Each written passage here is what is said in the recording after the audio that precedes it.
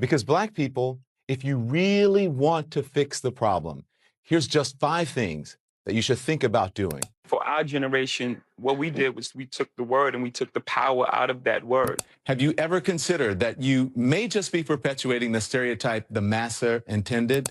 This morning, former CNN anchor turned independent journalist Don Lemon out of custody, but facing federal civil rights charges after covering an anti-ICE protest inside a church near Minneapolis. What up, y'all? It's your boy, Old Man, aka O the Dread.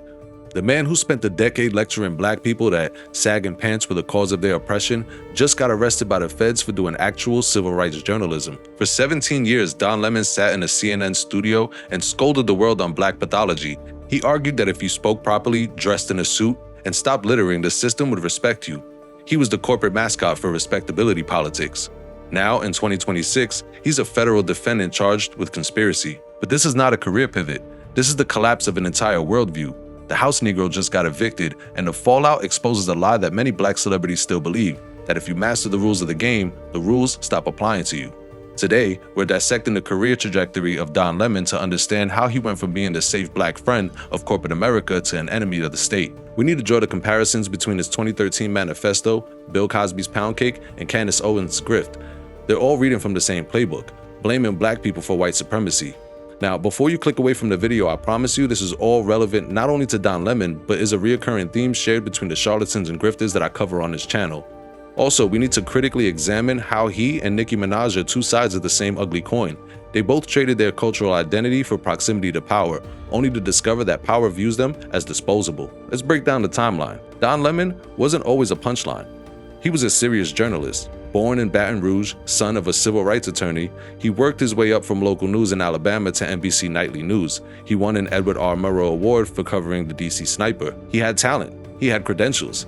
When CNN hired him in 2006, he was positioned to be a major voice in prime time. But he decided he didn't want to be a voice for the people. He wanted to be the voice correcting them. In July of 2013, following the acquittal of George Zimmerman for killing Trayvon Martin, Don Lemon went on national television and agreed with Bill O'Reilly. He looked straight into the camera and delivered his famous 5-point plan for Black people. He listed 5 things that would supposedly fix systemic racism. Stop having kids out of wedlock. Just because you can have a baby, it doesn't mean you should, especially without planning for one or getting married first. Finish high school. Finish school. You want to break the cycle of poverty? Stop using the N-word. I hosted a special on the N-word, suggesting that Black people stop using it, and that entertainers stop deluding yourselves or themselves and others that you're somehow taking the word back. Pull up your pants. Sagging pants, whether it's Justin Bieber or no-name Derek around the way, walking around with your ass and your underwear showing is not okay. In fact, it comes from prison when they take away belts from the prisoner so that they can't make a weapon. And then it evolved into which role a prisoner would have during male-on-male prison sex. The one with the really low pants is a submissive one. You get my point? He claimed sagging pants originated from prison culture and signaled submission. And while that may or may not be true, he's not sending the message he thinks. All he did was diagnose a gunshot wound by complaining about the victim's belt. This was respectability politics in its purest form. But Don's not the OG of this ideology. He was channeling the spirit of Bill Cosby. In 2004, Bill Cosby stood in front of the NAACP and delivered his infamous pound cake speech. He yelled at Black parents for buying their kids sneakers instead of books. He mocked their names. He mocked their dialect. Cosby argued that poverty was a choice. He argued that if Black people just quote-unquote acted right, police wouldn't bother them. Don Lemon took that same energy and gave it a CNN makeover. And guess who picked up the torch after Don? Candace Owens. When Candace screams that systemic racism isn't the problem, she's singing the remix to Don Lemon's original song. When she produced a documentary to smear George Floyd as a drug addict, she was using the same logic Don used when he smeared Trayvon Martin's generation for wearing hoodies. I think if Barack Obama can get criticized for a tan suit, if Volodymyr Zelensky can fight a war in a hoodie, if Trayvon Martin can start a revolution in a hoodie, then Don Lemon can tell the news in a hooded sweater. They all sell the same product, Black Pathology. They tell white audiences that the problem isn't the system, the problem is the people suffering under it. Don sold the idea that oppression was a choice. If you just behaved, if you just assimilated, you'd be safe. Corporate America loved him for it. He became the arbiter of good Blackness. But the requirements for being one of the good ones are impossible to satisfy forever. Don spent years policing Black men. but eventually he started policing everyone. Reports surfaced that he questioned whether Soledad O'Brien was really black. He allegedly sent threatening texts to Kyra Phillips. He was described as a nightmare to work with. Then, he targeted women. In 2013, he implied on air that Nikki Haley wasn't in her prime because she was 51. He pointed out that most people believe a woman is only in her prime in her 20s, 30s, and maybe 40s. She says people, politicians or something are not in their prime. Nikki Haley isn't in her prime. Sorry. When a woman is considered to be in her prime in her 20s and 30s and maybe 40s. That's not according to me. Prime for what? The misogyny wasn't a slip-up. It was consistent with his worldview. He judges people based on superficial traits, age, dress, decorum, because he believes your value comes from your presentation. Well, CNN fired that ass. Although they dragged their feet, the network he defended for 17 years eventually cut him loose. He tried to pivot. He launched his own show on Twitter, and yes, we still call it Twitter around here. He interviewed Elon Musk. Musk fired him before the first episode aired because Don asked real questions. The free speech absolutists proved they only care about free speech that flatters them. So Don went independent. He went to YouTube. And oddly enough, he started doing the job he should have been doing for 20 years. In January 2026, Don Lemon went to St. Paul, Minnesota. Activists were protesting at the city's church because a pastor was allegedly an ICE official following the killing of Renee Good by ICE agent Jonathan Ross. Don was there to document it. Federal agents arrested him.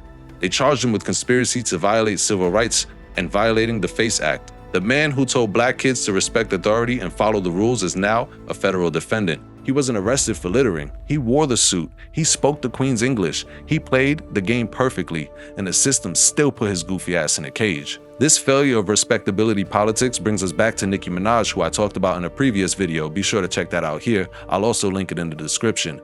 Nicki is currently recycling the same script Don wrote in 2013. She stood on stage at a Turning Point USA event, telling the crowd, boys will be boys. She attacked Megan Thee Stallion. She attacked Don Lemon himself. And now that she just got her Trump Gold card, we know why.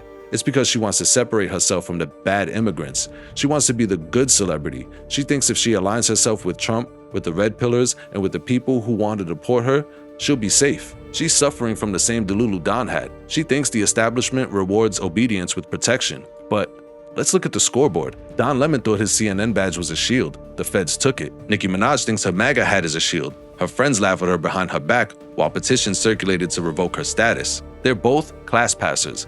They believe that money and status can scrub away their identity. They believe they can behave their way out of blackness. Don Lemon's career is the definitive proof that class passing is a myth. You see, sociology tells us that marginalized people often try to perform safety. We think if we get the degree, if we move to the right neighborhood, if we speak with the right diction, the state will see us as citizens first and black people second. Don Lemon bet his entire life on that wager. He looked down on his own people because they reminded him of the vulnerability he was running from. He thought he was the teacher. He thought he was the guide. But when the feds slapped those cuffs on him, they didn't care about his awards. They didn't care that he voted for Reagan in college. They didn't care about his tailored suit. They saw a black man challenging their authority. Don Lemon spent 20 years warning us about the express train to prison. And the studies show that lack of a male role model is an express train right to prison.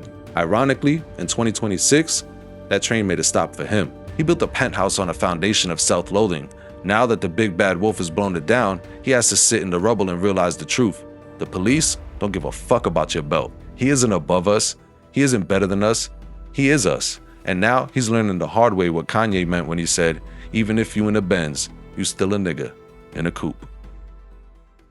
That's the video. If you enjoyed this video, smash that like button. Let me know in the comments, do you feel bad for Don or is this just karma? I'm trying to hit that 1,000 subscriber mark. So if you rock with the unfiltered commentary, hit that subscribe button. Until next time, be the person you'd like to meet.